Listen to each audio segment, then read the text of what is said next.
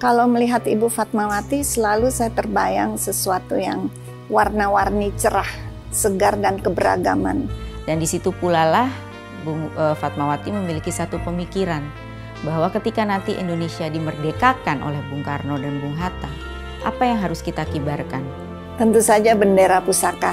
Ibu Fatmawati menjahit bendera pusaka, bendera merah putih untuk menyambut proklamasi kemerdekaan Indonesia. Saya bikin lagu untuk ibu, judulnya Melati Suci.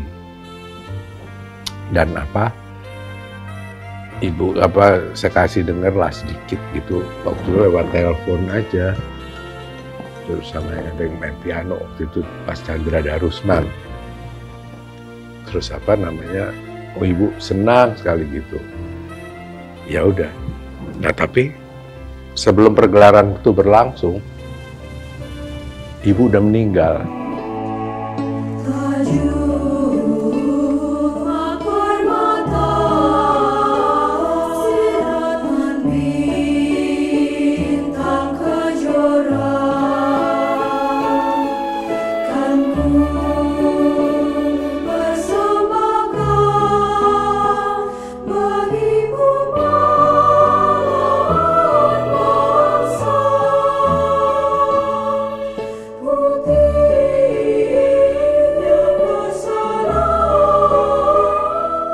Ibu Fatmawati, sekuntum melati nan wangi, harumnya semerbak melintasi jalan panjang Republik tercinta ini. Jauh dari hingar-bingar dunia, ia memberi nafas bagi perjuangan bangsa. Hadirnya melengkapi semangat, sentuhannya menyejukkan hati. Jejak langkah kecilnya berwarna. Sebagai remaja yang tangkas, guru yang teduh, dan ibu yang sungguh. Perempuan hebat dari pelosok Bengkulu yang mencatat peran besar dalam kemerdekaan Indonesia. Dari tangannya sang saka merah putih bisa berkibar. Dari perjalanan hidupnya, kita mencari teladan. Ibu Fatmawati.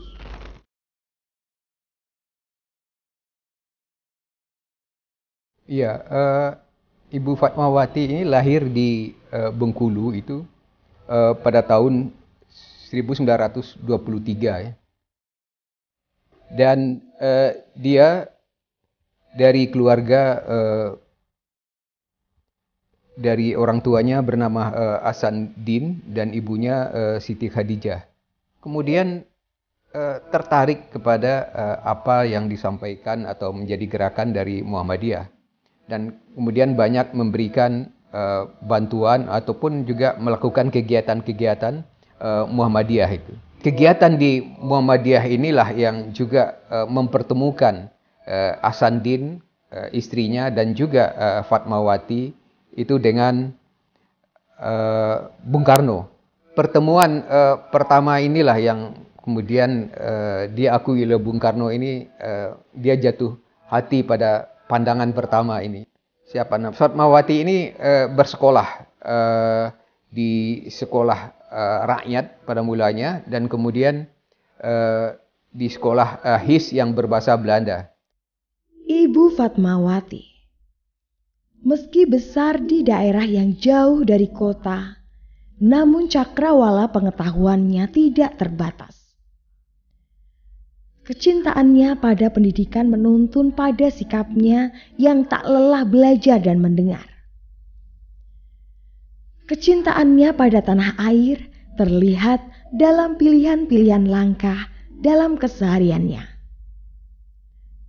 Sosok perempuan maju pada zamannya yang membuat kita belajar kembali arti teladan sejati.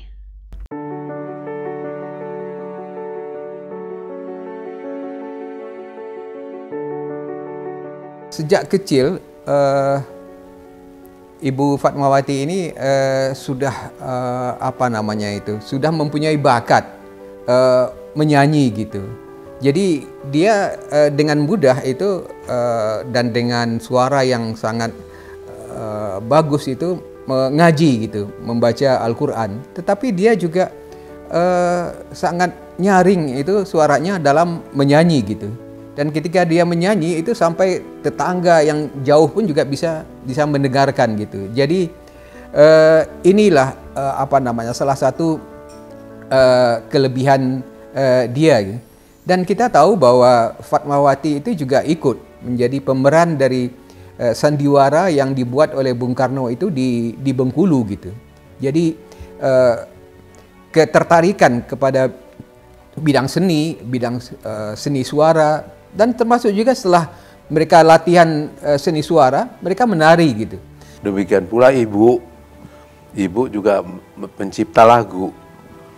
Jadi saya termotivasi juga apa yang dilakukan oleh ibu. Saya jadi suka mengarang lagu juga. Terus ibu bermain alat musik, antara lain piano. Saya di situ juga saya tertarik ingin bisa main piano pada waktu masih kecil. Dan ibu juga bisa main mandolin gitu. Dan ibu juga menari. Oh ya, saya juga ingat waktu saya masih kecil, ibu selain belajar tarian Indonesia, ibu juga belajar tari-tarian dari luar negeri gitu. Dan suka juga mengemari kesenian-kesenian dari internasional lah, seluruh dunia gitu. Yang barat tentu ibu suka balet klasik. Dan ibu belajar tari India waktu itu. Dengan gurunya ada ibu siapa yang namanya Ibu Nila, siapa dari Kedutaan Besar India. Idealnya seorang ibu negara itu bisa juga menjadi panutan atau teladan. Maka suatu peluang ini dari Tuhan ini menurut saya digunakan oleh ibu. Misalnya dalam hal fashion. Jadi pada awalnya ibu dalam acara kenegaraan atau resmi atau bahkan sehari-hari pada waktu tahun 40-an lah gitu sampai 50-an awal memakai kebaya, kain kebaya atau sarung kebaya. Jadi kalau saya bilang kebaya itu bisa juga kebaya Jawa, kebaya Sunda, kebaya Sumatera.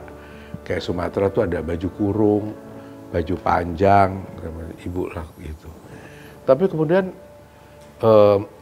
menjelang tahun 60-an gitu, ibu juga sering berpakaian dari Sulawesi Selatan, pakaian Bugis atau Makassar, yaitu baju bodo. Beliau kemana-mana dalam acara memakai baju bodo itu. Jadi mestinya kita berterima kasih buat ibu yang telah mempopulerkan baju bodo ke Nusantara ini gitu. Ibu orangnya cerdas ya, ingatannya bagus, senang sejarah, dan kalau melihat Ibu Fatmawati selalu saya terbayang sesuatu yang warna-warni cerah, segar dan keberagaman. Saya melihat untuk masa itu Ibu Fatmawati sering memakai baju bodo dari Makassar.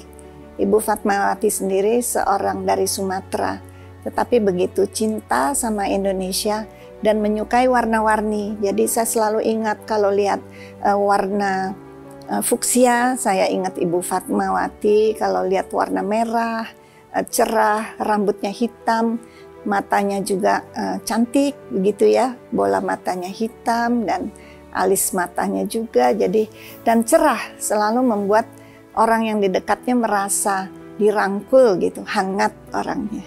Jadi Ibu Fatmawati selalu dicintai oleh ibu-ibu Indonesia ketika itu, dan mereka ibu rumah tangga yang cerdas-cerdas semua.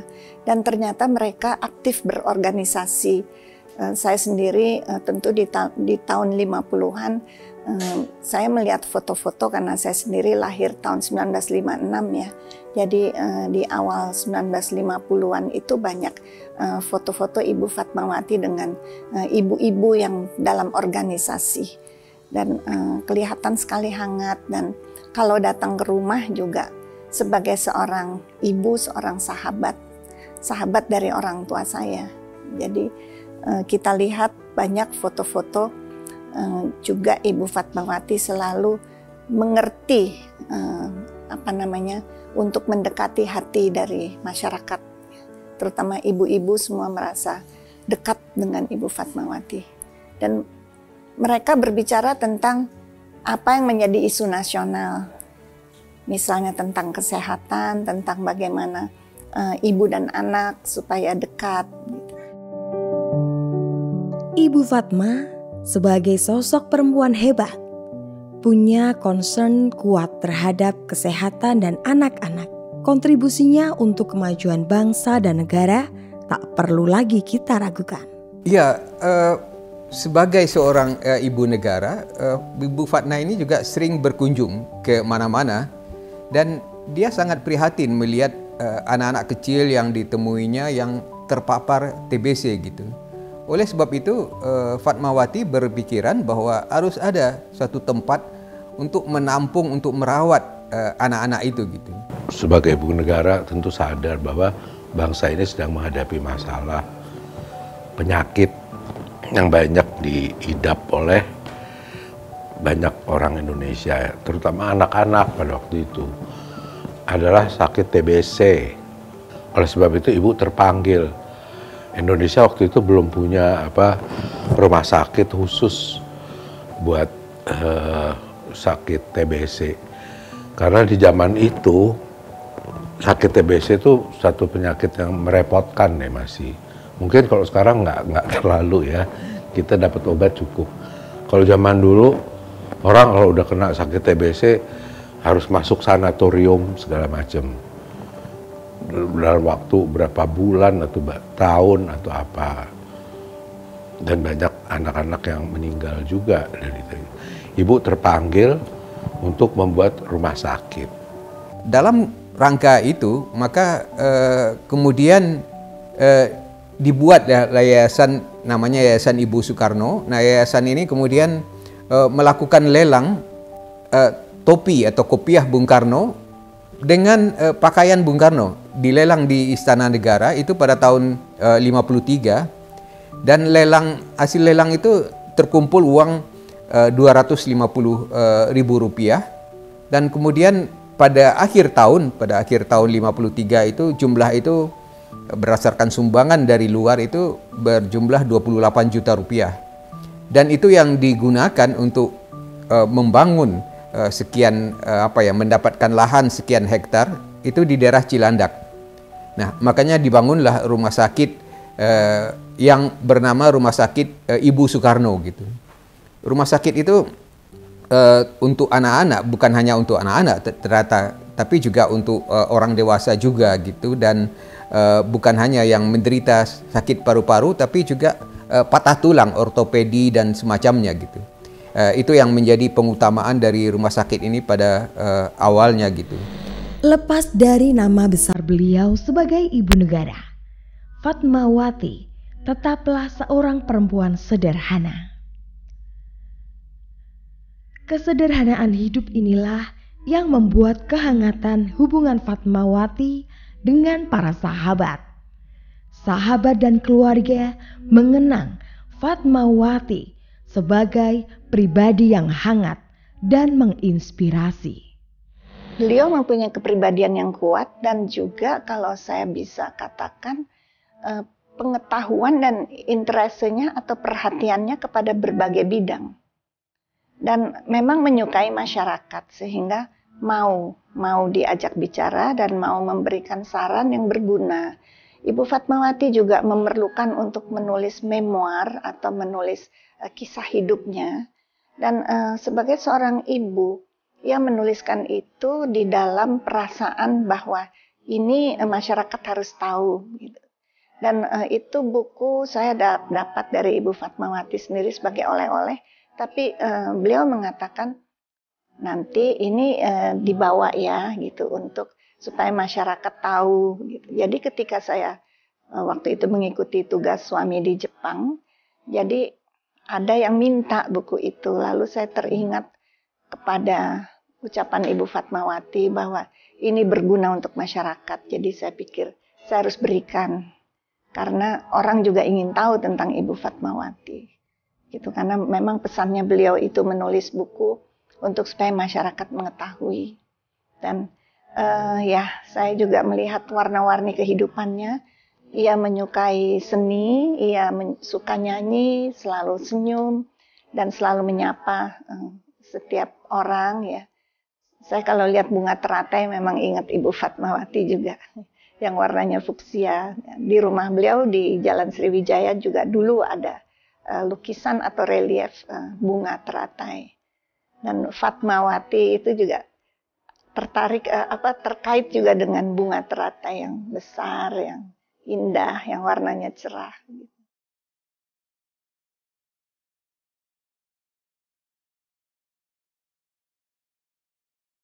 Ibu Fatmawati itu adalah seorang ibu yang bisa bergaul dengan lintas usia dan memerlukan atau memberikan waktu untuk mendengar kepada apa yang orang sedang cerita kepadanya. Nah, dia mendengar dengan baik dan juga empati sekali. Jadi di usia tua dari ayah saya, waktu itu di tahun 1978, ya kadang-kadang ayah sakit ya, sedang keadaannya kurang sehat atau apa, Ibu Fatmawati bisa datang ke rumah, kemudian memberikan terapi, jadi terapi dari jauh, ya, healing begitu, lalu bilang, Bung Hatta, apakah sudah merasa hangat tangannya? Begitu. Oh iya ya, dan benar. Lalu kepada ibu saya juga. Jadi saya rasa beliau itu adalah sosok ibu yang banyak melakukan perenungan juga ya, secara batin gitu, mendekatkan diri kepada Tuhan sehingga mempunyai kemampuan untuk healing gitu. Sebetulnya setiap orang sekarang ada metode untuk bisa healing ya. Mungkin sekarang kita mengetahui ada Reiki kan, dan Reiki itu baik di mana Tuhan memberikan kepada orang kemampuan untuk bisa healing. Dan Ibu Fatmawati itu tahun 1978 sudah bisa memberikan healing. Karena memang ya juga suka membaca atau menyitir ayat-ayat Al-Quran gitu. Sangat kekeluargaan ya, dan kadang-kadang sangat manusiawi. Jadi ada curhat-curhatnya Ibu Fatmawati juga kepada ayah dan ibu. Nah, jadi kalau di rumah itu Ibu Fat benar-benar rasanya seperti family ya. Jadi seperti bagi ayah saya, Ibu Fat itu sesfat ya. Jadi walaupun Ibu Fat itu tidak jauh usianya dari ibu saya, dan kami di rumah suka berpikir ya, mengapa Bung Karno mencarikan Bung Hatta istri, yaitu anak dari teman nasionalisnya. Jadi kakek nenek kami, Pak Rahim dan Ibu Rahim, punya anak itu Rahmi, ibu kami. Jadi ibu saya bilang begitu buka mata waktu bayi baru lahir, sudah lihat Om Karno, ibaratnya begitu. Nah, jadi kemudian waktu Indonesia mau merdeka, Bung Karno bilang, Bung Hatta, ini sudah kelihatan perjuangan kita sudah sampai pada titik, maka titik kemenangan, maka Bung Hatta harus mencari istri, saya carikan, mau saja begitu. Dan lalu ibu saya menikah dengan ayah saya umur 19 tahun. Dan Ibu Fatmawati ketika itu mungkin umurnya 21 atau 22 tahun. Jadi bedanya sedikit ya. Nah, kalau mereka itu ada upacara negara atau apa, kakak saya yang sulung perhatikan, cantik-cantik ya ini. Ibu negara dan Nyonya Wakil Presiden, cantik dan enak dilihat, dan mereka begitu bisa mendekati masyarakat ya. Lalu ya mungkin ini Bung Karno cerdasnya begitu, jadi dicari yang teman bagi istrinya ya, yang kira-kira umurnya nggak jauh. Nah jadi ayah saya selalu bilang sesfat gitu. Jadi kalau ibu saya juga bilangnya sesfat. Jadi Ibu Fat juga merasa seperti kakaknya Bung Hatta gitu. Itu sesuatu yang sangat mengesankan ya bagi kami. Karena waktu Kak Metia umur 17 tahun juga Ibu Fat datang ke rumah dengan waktu itu dengan 3 putri ya, dengan Ibu Mega, Ibu Rahma, dan Ibu Sukma. mereka semua masih remaja tentu, karena Ibu Mega kan 17 tahun umurnya, 2 bulan kemudian Mutia kakak kami 17 tahun juga, tahun lahirnya sama. Jadi suasana kekeluargaan itu ya memang bagaimana ya, tidak dibuat-buat begitu, memang dekat di hati.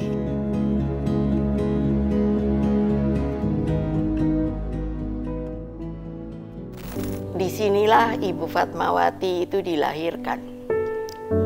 Beliau sosok perempuan pejuang dari keluarga tentu Sumatera, dan juga banyak keluarga beliau dari kalangan Muhammadiyah, dan perempuan pelopor dan sekaligus sosok yang berpikir terbuka, kritis, berkemajuan, namun tidak pernah melupakan kodratnya sebagai seorang ibu dan perempuan. Jadi saya ingat Ibu Fat itu, karena tentu sebagai First Lady pertama, itu tetap menjalankan tugasnya juga sebagai ibu rumah tangga. Saya sangat ingat bahwa beliau masih tetap memasak untuk Bung Karno, lalu menyiapkan tentunya bagi kami. Dan ketika keadaan negara tidak aman, maksudnya di Jakarta, Bung Karno dan para pemimpin lainnya diminta untuk keluar dari ibu kota dan pindah ke Yogyakarta.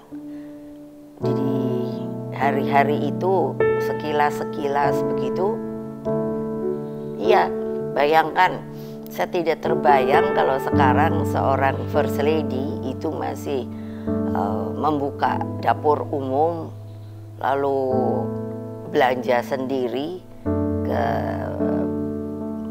pasar, memakai andong, karena di Jogja ada andong, dan ikut mendengarkan rapat, lalu bertemu dengan pejuang-pejuang dari perempuan kita. Saya mengenal seorang ibu sebetulnya dari Jawa Timur. Bayangkan dia masuk Laskar. Waktu dulu kan banyak, sebelum ada TNI itu dibuat laskar dari rakyat yang ingin berjuang. Namanya Ibu Dar. Tapi dipanggilnya malah Ibu Mortir. Kenapa? Karena dia membawa senjatanya tuh, orangnya memang gemuk. Jadi yang dibawa tuh mortir. Lalu belum lagi yang masuk ke dalam Palang Merah Indonesia dan lain sebagainya. Kan beda jadinya, terasakan ya gitu. Bahwa menurut saya pada waktu menuju zaman perjuangan kemerdekaan, semangat kaum perempuan kita itu lebih membara, mengekspresikannya.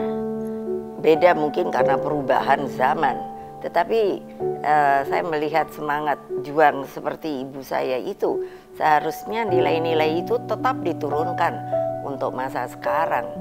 Tidak hanya kalau menurut saya kita tidak ada yang mengatakan bahwa kita tidak boleh berkiprah sebagai kaum perempuan, karena saya paling senang mengucapkan dari hukum kita, undang-undang dasar kita, bahwa setiap warga negara, artinya warga bangsa, mempunyai hak yang sama. Nah, itu menurut saya indah sekali, karena tidak ada kan ini untuk laki, ini untuk perempuan, itu besar, kecil, kaya, miskin, tidak. Ini harus diingat oleh kaum ibu bahwa kita adalah sama di Republik Indonesia ini. Saya sering berpikir, dan juga kenapa ya, kan seharusnya bisa seperti saya. Saya ibu rumah tangga, membesarkan anak, alhamdulillah semua jadi, lalu berkiprah di politik. Banyak ibu-ibu sepertinya kesan saya mengikuti politik itu seperti tabu, tidak boleh, itu hanya buat kaum laki-laki. Itu saya bilang, tidak, kita sama. Memang kita punya kodrat yang berbeda. Maksud saya, kita diberi Allah Subhanahu wa Ta'ala sebuah kehormatan menurut saya. Yaitu apa? Ya, untuk kita bisa melahirkan. Nah, itu sebuah rahmat kalau bagi saya. Oleh sebab itu ibu-ibu, tolonglah kalau memang ingin mempunyai keturunan, tolonglah keturunan itu betul-betul dipelihara dengan baik, diberi kasih sayang, diayomi. Lalu saya kan sering bertanya pada ibu-ibu, karena ada yang mengatakan bahwa ya ibu kan kalau secara agama Islam yang namanya keturunan itu adalah rezeki dari Allah. Saya selalu begini. Tapi ada tapinya. Kenapa? Karena kenapa itu justru diberikan oleh Allah Subhanahu wa Ta'ala? Artinya ada komanya. Bukan hanya melahirkan, tapi harus dibesarkan. Diberi sebuah kehidupan yang baik, lahir batin, pendidikan, kesehatan. Jadi bukan hanya lalu melahirkan. Nah, dalam perspektif yang saya pernah tanya, harusnya diterangkan secara lebih lugas. Sebenarnya bolehkah kita berkeluarga berencana? Menurut saya tentu bisa. Karena yaitu untuk supaya kita sendiri sehat lahir batin. Anak-anak kita juga sehat lahir batin. Ibu saya juga demikian, punya putra putri 5, termasuk saya. Dan saya perhatikan beliau seorang wanita yang tegar begitu. Karena saya tanya, waktu mau proklamasi kan di gedung Pegangsaan Timur itu ayah saya kan diberi gelar proklamator. Sebenarnya keadaannya bagaimana? Dan ibu sendiri sebetulnya takut apa tidak? Beliau spontan bilang, siapa yang tidak takut? Karena masih di waktu itu kan masih ada Jepang, itu karena perang dengan sekutu. Pada waktu itu tentu kita juga menjadi incaran dari pemerintah Jepang, dan keadaannya kan tidak seperti kalau kita memperingati hari proklamasi kemerdekaan. Oh begitu ya? Iya, nah bayangkan saya dapat berimajinasi seperti apa ya? Kebayang dah kalau nanti ditangkap ya terang masuk penjara, kata ibu saya. Dan belum tentu bisa juga sampai hukuman tembak, karena itu kan mendeklar sesuatu yang harus putus pada waktu itu proklamasi. Jadi kalau kaum perempuan, mungkin saya juga sering mengatakan pada teman-teman saya yang ibu-ibu juga begitu, apa ya bedanya, apa yang membuat sepertinya kok kaum perempuan kita itu tidak kelihatan semangatnya begitu. Lalu ada yang yaitu kenapa ya berpolitik itu ibu-ibu tolong betul ini ingat ucapan saya. Kalau bisa ibu-ibu ngomong kenapa harga beras mahal, kenapa harga cabai mahal, itu bagian politik loh ibu. Ibu itu sebetulnya sudah berpolitik karena di situ ada masalah ya ekonominya, ya dagangnya, ya juga kehidupan itu kan ada bagian sosialnya begitu, dan politik tentunya akibatnya itu menjadi sebuah blending dan pasti akan minta kan, pasti ya tolong diturunkan harga-harga itu gitu kan. Jadi jangan dipikir bahwa kalian tidak bisa bersuara.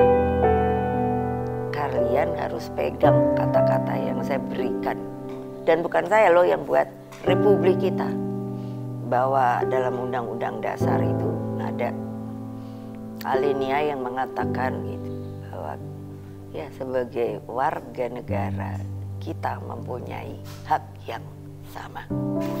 Para ibu-ibu, saudara-saudara sekalian, kita bisa mengambil saripati seperti tadi yang saya katakan, seorang wanita, Ibu Fatmawati, dan menggelorakan kembali dengan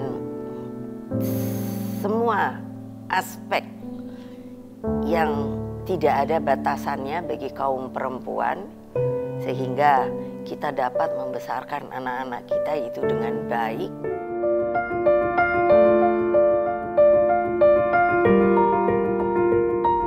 Di balik sosok Fatmawati yang ramah dan bersahaja, tersimpan keberanian dan keikhlasan yang luas.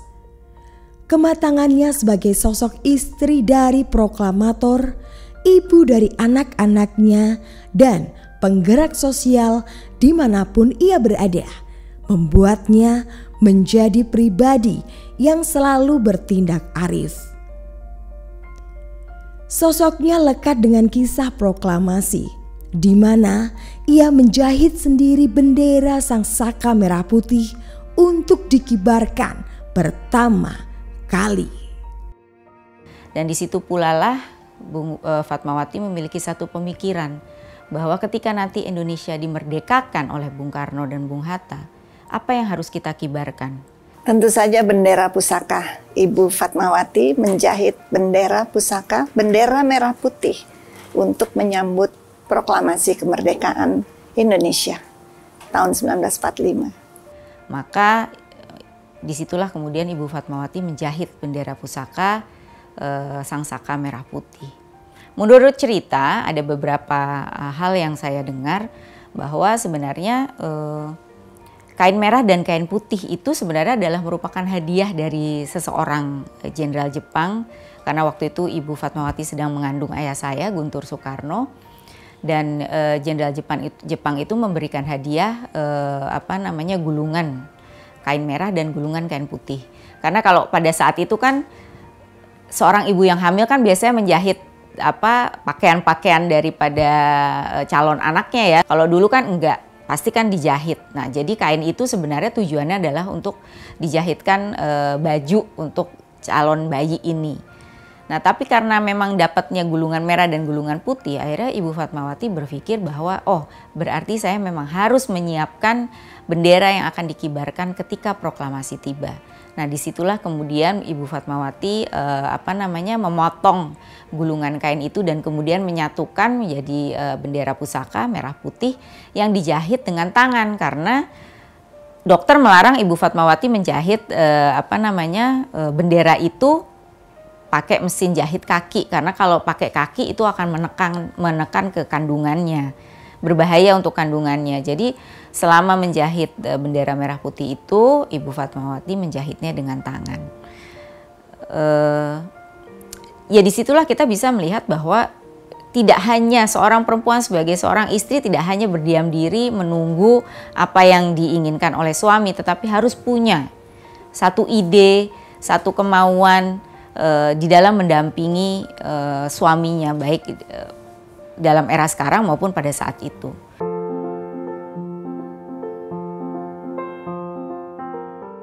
Perempuan adalah tiang negara, ungkap Soekarno.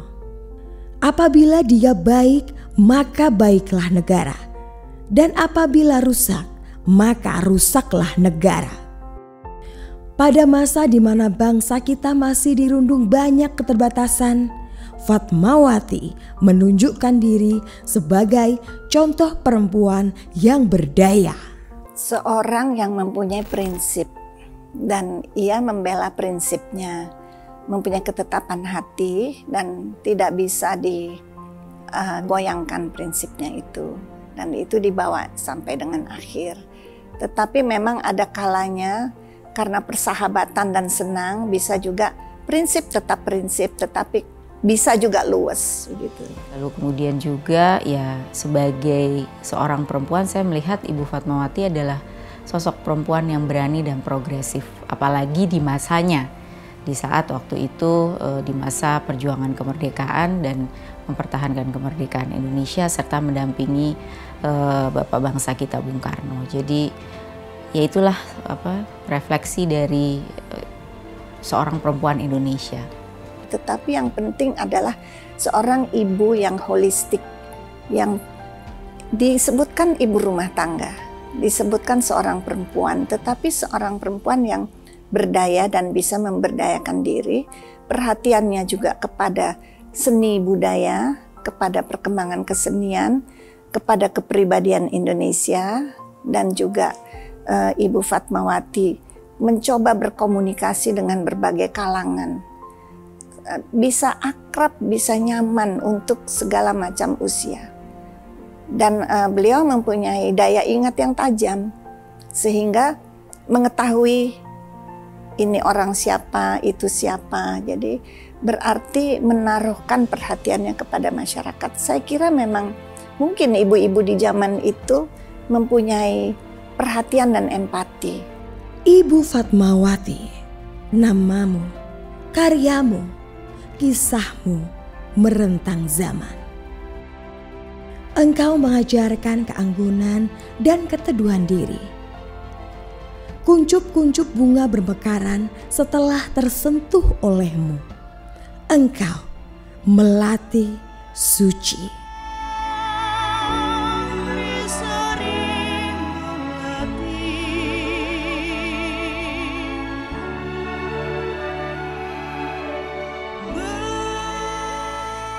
Salah seorang ibu yang saya temui ketika itu dia masih muda, Ibu Sulastina kalau saya nggak salah nama beliau, itu masih menyanyikan lagu ciptaan Ibu Fatmawati.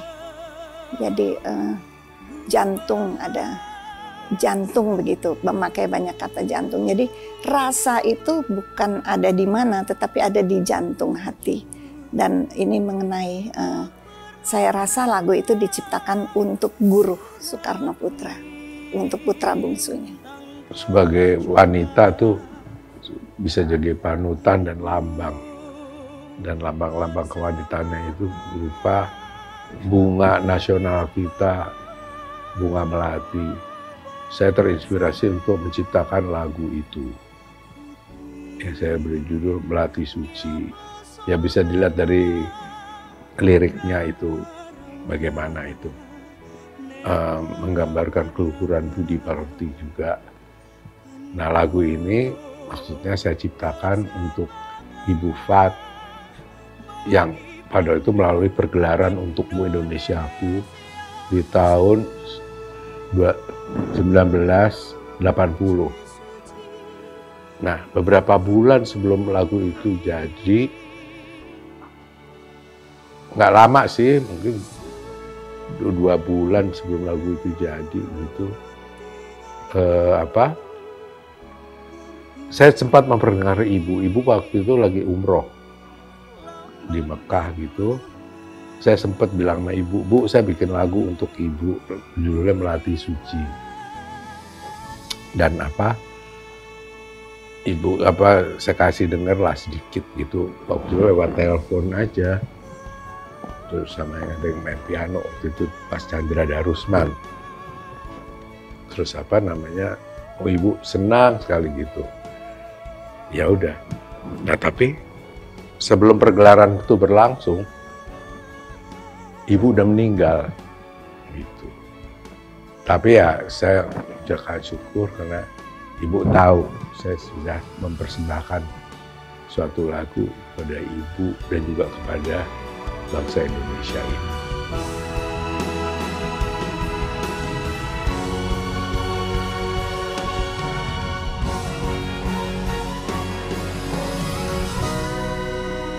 Saya kira dengan banyak sudah fasilitas, tentu lebih mudah untuk mengingat orang, lebih mudah untuk mendapat bacaan, maka bisa kita mengikuti bahwa tokoh, apakah ia seorang ibu, tidak menjabat, ia seorang ibu negara, tetapi tidak sebagai ibu negara pun adalah seorang tokoh, seorang ibu yang holistik. Ini kalau bisa ditiru. Jadi tidak hanya kepentingan diri sendiri, tetapi justru lebih kepada bagaimana masyarakat Indonesia, bagaimana perkembangan kita, bagaimana negara kita, bagaimana negeri kita.